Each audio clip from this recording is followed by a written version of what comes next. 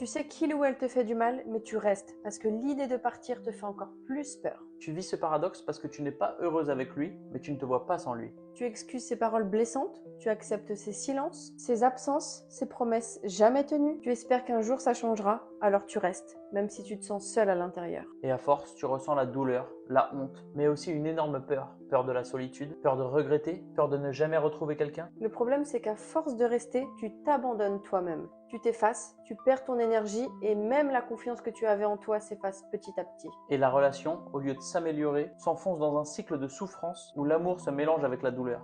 La vérité, c'est que l'amour ne devrait pas faire mal. Rester ne doit pas être un sacrifice permanent. La première étape, c'est de reconnaître ta souffrance et d'oser en parler. D'abord à toi-même, puis à lui ou à elle, si c'est possible. Choisir son bien-être, ce n'est pas abandonner l'amour, c'est te respecter, et ça peut être le début d'un vrai changement. Si tu souffres mais que tu restes, sache que tu n'es pas seul. Tu as le droit de choisir une autre voie. Et garde en tête qu'il est préférable de se rendre compte qu'on a pris la mauvaise porte que de rester toute sa vie dans la mauvaise pièce. Si tu veux retrouver un équilibre et reprendre confiance en toi, nos coachings sont là pour ça.